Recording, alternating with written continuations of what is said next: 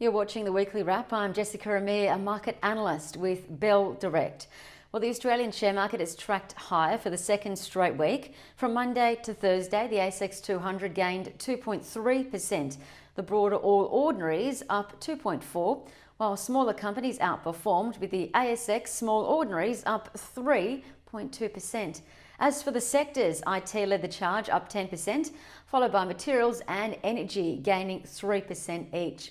Now, the gains in mining were supported by 1, the rise in commodity exports, 2, the 0.5% lift in the gold price, and thirdly, while the iron ore price remained unchanged on the week, iron ore has gained 7% from its February low.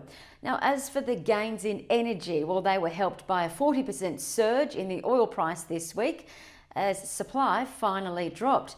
And oil demand begins to claw back with more cars on the road and new car sales in China even lifting. Now, as for stocks, Afterpay APT charged up the most, 35% to $39.50, just a whisker off pre-COVID-19 levels. Going the other way, NRW Holdings NWH lost the most, 8.4% to $1.46. As for Afterpay, why they moved higher, well, the Chinese tech giant Tencent announced they bought 5% of the company, and that means Afterpay has potential to get into the Chinese market.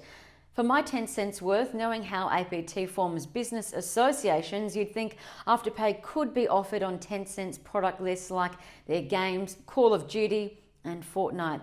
And the reason I say this is Tencent's most recent annual report said they're focused on expanding their online gaming business via external partnerships. They also want to offer new products and services. Now, Citi expects Afterpay could be added as a payment option on WeChat Pay. So look out for Tencent's announcement on May 13. Now, Afterpay is a Bell Potter buy. For Citi, it's a hold, as they say the rise of Klarna will pressure APT shares back to $27.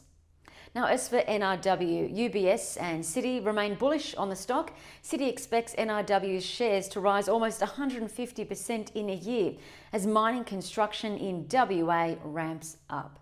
Now, what to watch next week? Well, CBA results are out on Wednesday. The bank is expected to remain profitable, just like the other 3 banks, but expect a higher yearly dividend compared to the other banks, given CBA has got stronger cash flows.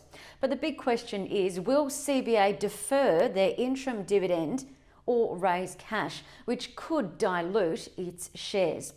Regardless, despite COVID-19 uncertainty, CBA looks undervalued on a long-term basis.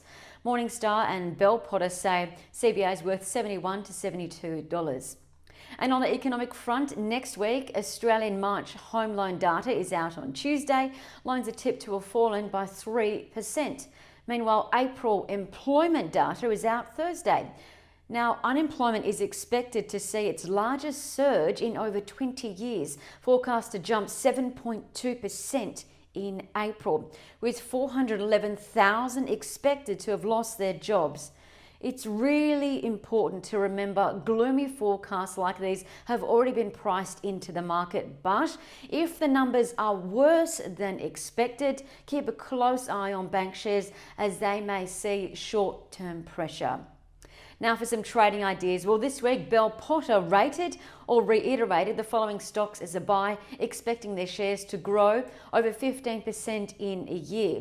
Now they include Virgin Money, VUK, Macquarie, MQG, IPH, Altium, ALU, Independence Group, IGO, Galaxy Resources, GXY, AP Eagers, APE, and PRW with the ticker PWH. Now finally, to help you stay informed during this heightened uncertainty period, we made Bell Potter's stock research available to all Bell Direct clients. The research can be accessed via Research and Tools on the drop-down menu once you log into your trading account.